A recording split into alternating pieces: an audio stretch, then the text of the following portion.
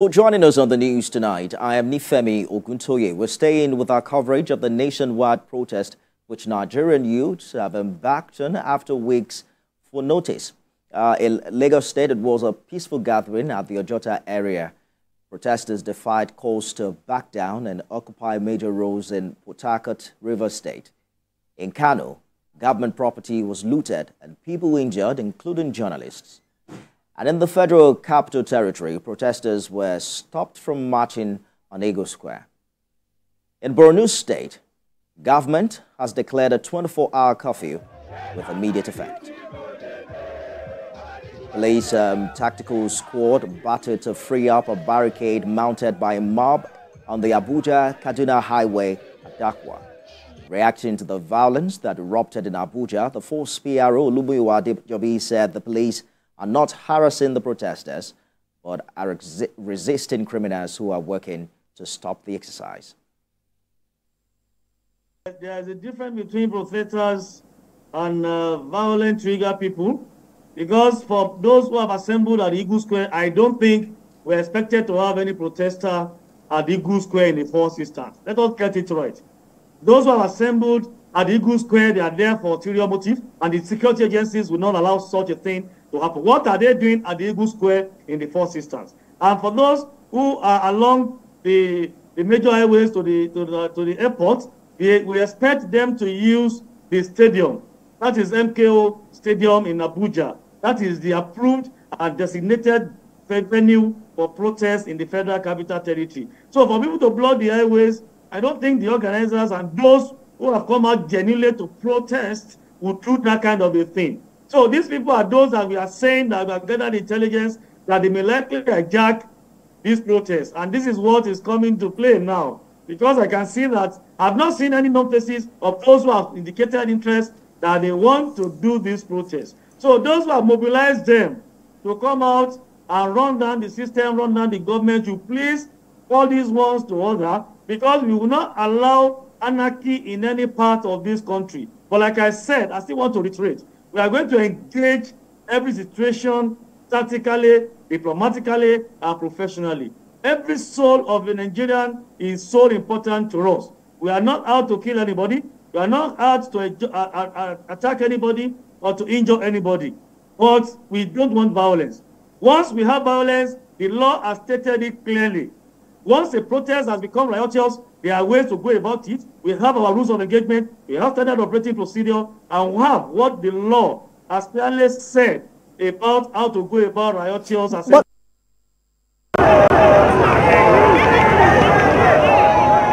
Chaotic scenes in the heart of the Federal Capital City.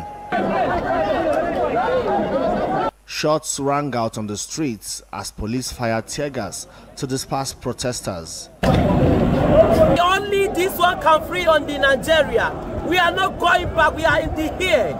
The Eagle Square in Abuja appeared to be the most preferred location for these protesters, despite a court order restricting them to the MKO Abiola National Stadium.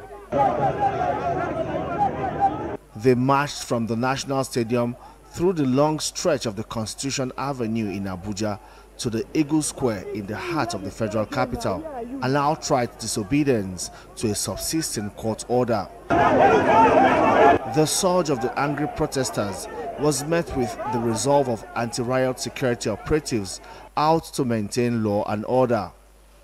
Appeals from the Minister of State for Youth and the FCT Commissioner of Police could not prevail on the demonstrators to return to the stadium.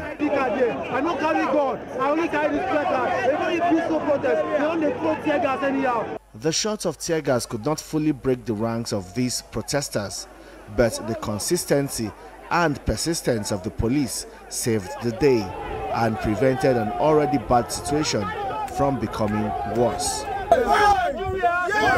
are demanding for justice. Youth are suffering. There is no job in the country. The federal government insists these protests are not necessary, as it has put in place measures to cushion the hardship caused by necessary economic reforms.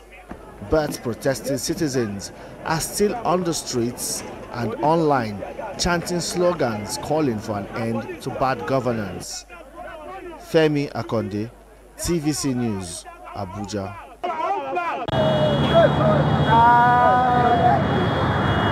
It started out as a protest but soon morphed into a demonstration defying control by security forces.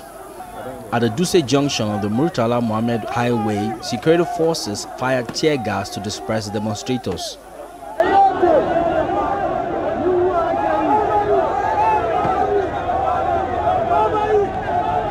But in no time, they re-emerged, this time with bonfires barricading the road. Where this water they turn back? Last year.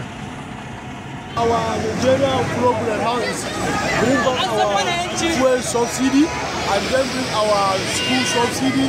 After that one, we need to bring our discount. So the second problem under the top people in this county, please and please, I beg you, President Bola Ahmed Tinubu, to bring our fuel subsidy. Further down the road, the situation is the same. Motorists bear the brunt.